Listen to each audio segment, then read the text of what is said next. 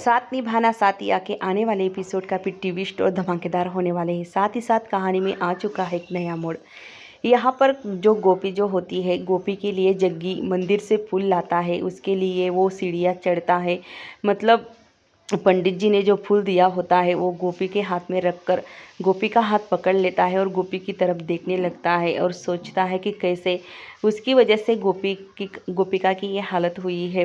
अब जग्गी के आंखों से आंसू निकलते हैं और वो एक मतलब गोपी की तरफ देखने लगता है और कहता है कि गोपिका, तुम कब तक ठीक हो जाओगी? अब तुम्हें अपनी आंखें खोलनी है और बहुत ही जल्द हम अपने घर होंगे।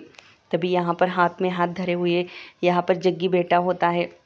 यहाँ पर जग्गी इसीलिए यहाँ पर बैठा होता है कि कब तक उसे होश आएगा। तब तक कोकिला आती है वहाँ पर और देखती है कि जग्गी ने गोपी का हाथ पकड़ा हुआ है। वो गुस्से में होती है क्योंकि वो जाने ही वाली होती है जग्गी के पास कि तुम ये क्या कर रहे हो। तभी उर्मिला पीछे से आती है, उर्मिला मामी, और कोकिला को रोक लेती है और कहती है कि नहीं, इशारा कर कर उसे बाहर लेकर जाती है और कहती है कि हेम जी, आप ये क्या कर रही थी? मतलब तुम आप बाहर। तभी कोकिला कहती है कि आपको पता नहीं है जग्गी क्या कर रहा है अंदर।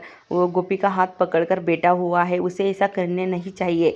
तभी उर्मिला कहती है कि नहीं भेवान जी, आप गलत समझ रही हो। मतलब जग्गी ने गोपी के लिए कितना कुछ किया है। जब से गोपी को गोली लगी है तो अब तक उसने बहुत कुछ किया है गोपी के लिए, आपको पता नहीं है। तभी यहाँ पर कोकिला कहती है, ऐसा क्या किया उसने, ज़रा मुझे भी तो बताओ कि ऐसी कौन सी बात है जो आप मुझसे मतलब कहना चाहती हो। तभी यहाँ पर उर्मिला कहती है कि जग्गी ने गोपी के लिए मन्नत रखी थी और वही फूल, वो पंडित जी ने दिया हुआ फूल गोपी के हाथ में रख रहा था और तुम्हें गलतफहमी हो गई। ऐसा कुछ भी नहीं है, बल्कि वो गोपी की बहुत केयर करता है और फिक्र भी करता है एक अच्छे दोस्त की तरह।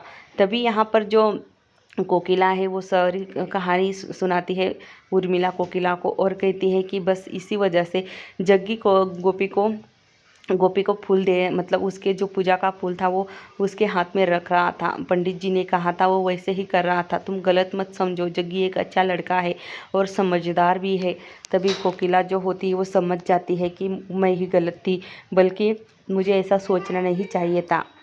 वही दूसरी तरफ उर्मिला उसे समझाती है कि ऐसी कोई बात नहीं है। जग्गी ने बहुत कुछ किया है। मतलब गोपी की जान आज बची है तो जग्गी की वजह से ही बची है। वही दूसरी तरफ यहाँ पर आरुष, मोना और परिधि देखती है कि आरुषि मासी और पापा जी अकेले बैठे हैं तो हम कुछ दाल में तड़का लगाए। यहाँ पर वो दोनों भी आती है और कहती है कि मतलब आरुषि चाची और पापा, आप दोनों भी घर चले जाओ क्योंकि अब यहाँ पर रुकने का कोई फ़ायदा नहीं है। मम्मी जी और जग्गी जी है यहाँ पर, आपको अब घर जाना चाहिए। वो दोनों भी मना करते हैं पर ये दोनों उन्हें ज़बरदस्ती घर भिजवा देते हैं।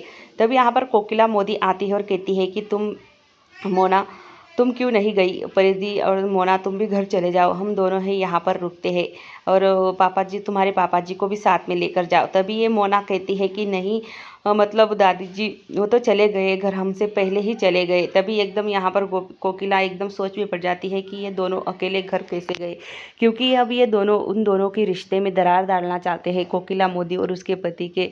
यहाँ पर जो उर्मिला मामी है गोपी के पास बैठती है और गोपी को जैसे ही होश आता है यहाँ पर जग्गी उसके लिए खाना लेकर आता है और पहले खुद ही टेस्ट करता है और कहता है कि गोपिका, ये खाना बहुत अच्छा है, तुम्हें खाना ही होगा। गोपी मना करती है, कहती है कि मुझे खाने का मन भी नहीं कर रहा है।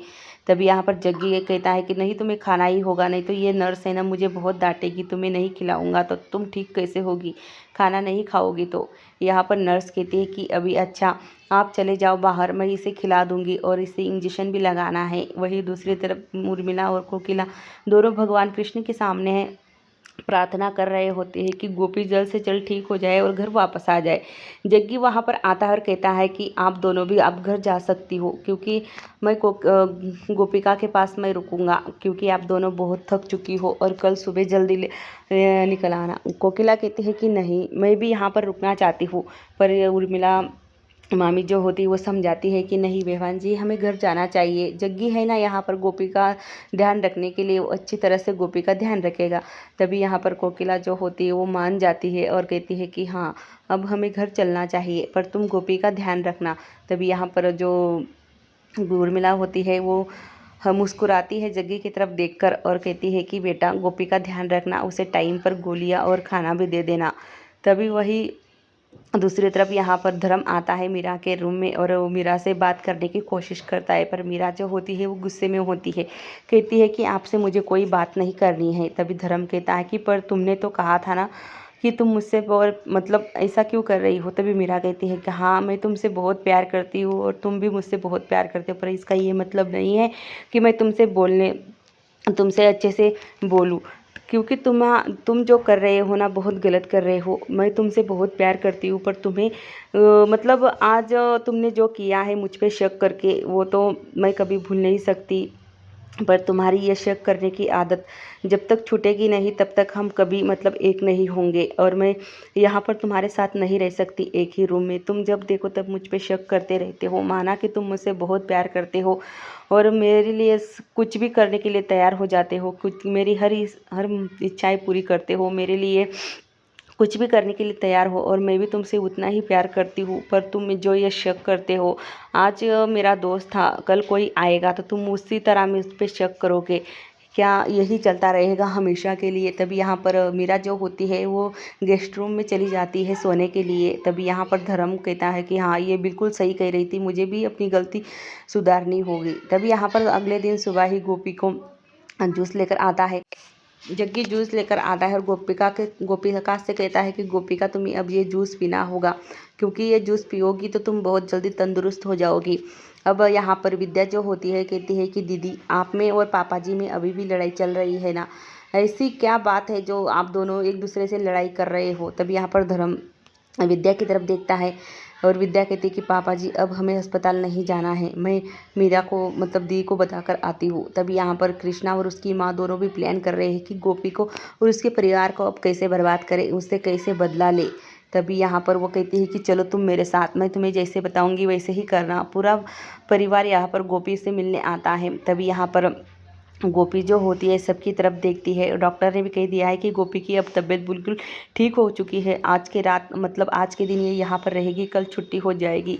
तभी यहाँ पर जो जग्गी होता है सबसे मिलता है गले। गोपी की मतलब डॉक्टर की बातें सुनकर पर अपने पापा के पास जाते ही वो पीछे हट जाता है। गोपी कहती है कि पर जग्गी, तुम कब तक पापा जी से नाराज़ रहोगे? अब कितने दिन तक अपने दिल में ये नाराज़गी दबा कर रखोगे? अब इसे बाहर निकालो। तुमने ही तो कहा था ना कि तुमने अपनी गाड़ी का जो साइड का आईना होता है, वो जो पीछे गाड़ी चलती है, उसे तुम देखते नहीं, निकाल कर फेंक दिया है। वैसे ही तुम्हारी जो ज़िंदगी में जो बीत चुका है वो तुम निकाल कर मतलब अपने दिल से निकाल कर, जो आगे आने वाला है तुम्हारे जीवन में खुशियाँ, बस उसी को याद रखो। पीछे का जो अतीत है वो भूल जाओ, इसी वजह से तुम्हें भी तकलीफ़ नहीं होगी और तुम भी खुश रहोगे। तभी जग्गी एकदम सोच में पड़ जाता है और क्या करे और क्या नहीं। उसे एकदम से वो कहता है कि गोपी उसे समझाती है कि पापा मतलब बहुत अच्छे इंसान है, तुम मुझसे उन्हें गलत मत समझो, एक बार उन्हें अपना कर तो देखो, वो तुम्हारे लिए बहुत तड़पते हैं। तभी यहाँ पर जग्गी जो होता है वो अपने पापा के पैर छूता है और पहली बार अपने पापा को गले लगाता है। यहाँ पर सारे लोग जो होते हैं वो खुश हो जाते हैं इन दोनों बाप बेटे को ऐसे मिलते हुए देखकर। यहाँ पर गोपी को भी काफ़ी खुशी मिलती है। तभी यहाँ पर जग्गी जो होता है अपने पापा की तरफ देखता है और उसकी आंखों में भी आंसू आ जाते हैं। दोनों बाप बेटे एक दूसरे के गले मिलते हैं।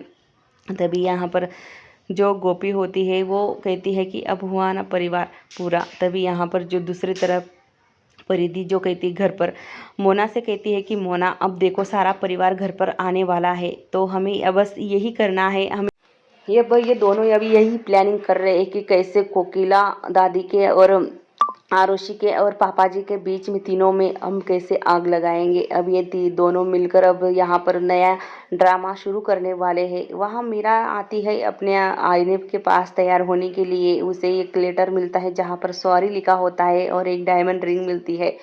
वो गुस्सा हो जाती है और विद्या से कहती है कि देखा विद्या, तूने ये क्या है? विद्या कहती है कि अभी तुम पापा से रूठी हुई हो, कल तो तुमने सब कुछ बताया था।